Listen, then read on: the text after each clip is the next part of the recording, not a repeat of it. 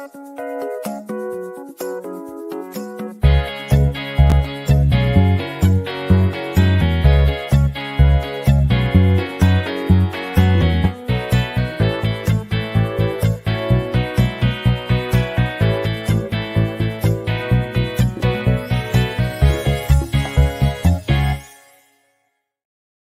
morning, everyone. It is Tuesday, August 8th. It is 8:30 right here in Tucson, in Arizona, 8:30 a.m. And it is time for the mindful moment. I'm Reverend Dr. Jonathan Zenz here. I can put that up. You can see, not that you don't know who I am, but if you don't know who I am, if it's your first time, well, this is who I am right there. Oh, right there. Dr. Jonathan Zenz. That's me. And I am the senior minister at Unity of Tucson. And this is an opportunity we take every single weekday to join together to talk a little bit about some spiritual ideas and to then root those ideas in our hearts in whatever way works for us best through some affirmative prayer. So that's what we're here to do. That's what I'm here to do. Whether you're watching live or on the replay, I would love for you to post a comment and let me know that you are here. Is there anyone? I see that the comments are starting to come through. Oh, Sherry. Oh, that's who you are. Good morning, Sherry. Grateful to see you. Hello from William and Mike Stahman. Grateful to see you both as well here too.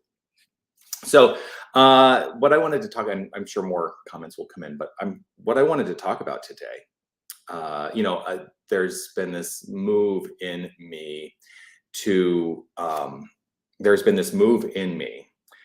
to really look at some of the basics, so like grounding myself back into the basics and allowing us to remember through the adoption of this thinking process, the basics of our thinking, that this whole philosophy is simple.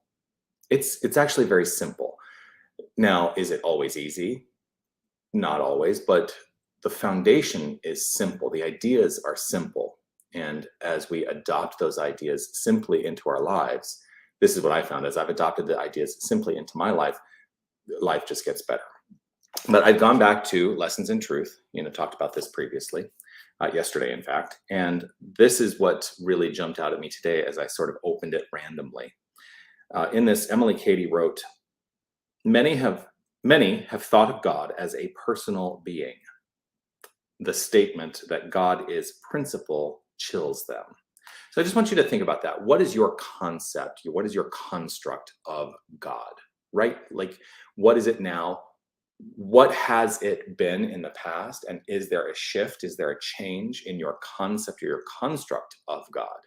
Because I think even I still think of God sometimes as an identifiable being, right? As a personality, as something out there. I still think of it that way sometimes. And so part of my work is a consistent pulling myself back into a realization that there is greater power in understanding God as principle, God as the creative energy, God as the allness of divine ideas and expression. She continues to say, broader and more learned minds are always cramped by the thought of God as a person, for personality limits to place and time. And God is beyond the constructs of place and time. God is ineffable. God is omnipresence, omnipotence, omniscience. It is the allness, and it is not separate from anything. So God is the allness, right? That's what I talked a lot of. I talk a lot about it. It's like all I ever talk about. God is the name, she writes. God is the name we give to that unchangeable, inexorable principle at the source of all existence. And I would say it is the source of all existence. So why does this then become important? Well, one of the things that happens, by saying that God is not personality, God is principle, is that we get a bad rap sometimes. And I know some of you have heard me say this before. We get a bad rap in the New Thought movement with the construct or the idea that God is this cold thing, devoid of personality, devoid of identifiable expression. It is devoid of personalness. And so it feels very cold, right? that the only purpose for God is creation, and that's all it's ever going to do. It's going to give you exactly what you think into it. And so how do we personalize God is really the question today. How do we personalize God? Well, we are, each and every one of us is the personalization of God. We personalize God ourselves through our personality. We are the ones who provide the warmth. We are the ones who are the expression of the warmth. We are the expression of the love. We are the expression of the joy that we seek from God. At least that's the construct sometimes. We seek that from God. But what if we turned our minds around, once again, from the concept that we are seeking from something outside the self to we are the expression of that which we seek. And so we don't derive love, we don't derive joy, we don't derive happiness from anything outside the self. If we are internally joyful, internally loving, and internally happy, and it starts right here within each and every one of us, then the circumstances out there begin to reflect that which is within. And so that's part of the work, right? To not rely on anything outside the self for the fulfillment of the self. One of the foundational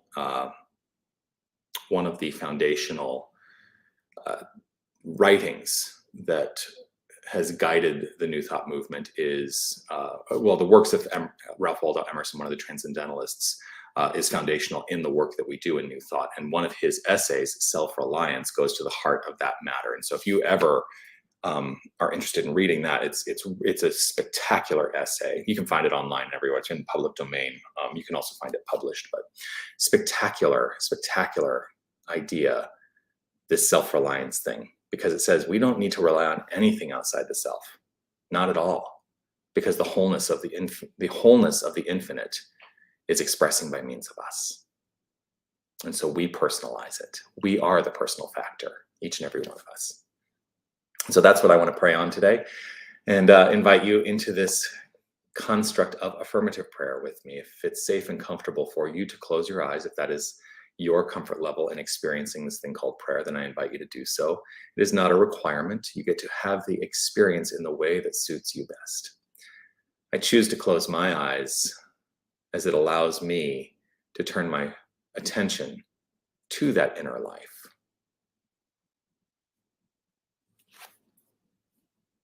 To let go of the construct of outside things being the source. I am the source, and I'm opening up to everything outside being the reflection of my inner source. And we are each and every one of this. We are in this interplay of magnificent unity. This principle that we call God is letting itself be known as all creation. It is expressing itself as all creation. Everything seen, everything unseen, everything that is conceivable, and everything beyond our limited conception, it's all God. God, the principle, flowing forth into expression. I root myself in the understanding that this is our identity, each and every one of us. We are at our core and in full expression. The wholeness of us is God. There is no aspect of our being, spirit, soul, or body, that is not wholly divine, that is not wholly God essence. We are the principle expressed. And so knowing that we are the principle expressed, I trust in the free flow of personality expressing by means of us. We are the personal factor. We are the personal expression. We are the personal nature, bringing to fullness love, joy, harmony, light, beauty, joy, wisdom, magnificence. For we are magnificent just by being who we are. Our magnificence is not defined by anything other than our acceptance of it.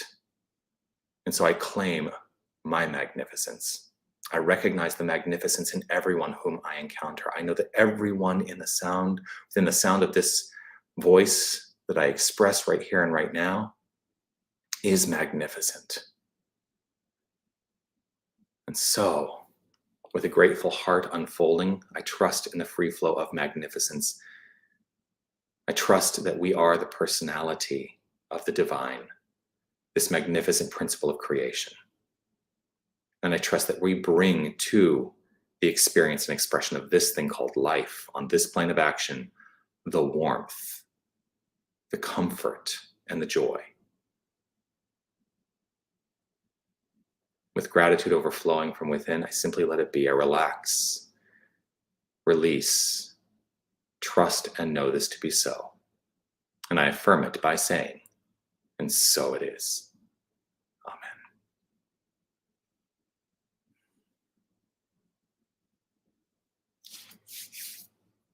And so it is. Well, there we are. Grateful, as always, to spend this time with you. I look forward to seeing you again tomorrow. I'll be back for the mindful moment. You know, one thing I usually start with, and I forgot to say it today, so I can say it anytime I want, is this reminder. You ready? The reminder is this: you are love, you are light, you are life, you are magnificent. Keep shining your light, sharing your magnificence with the world. I'm grateful to have you in my life, and I look forward to seeing you again tomorrow. Peace and blessings to you. Be well. Bye.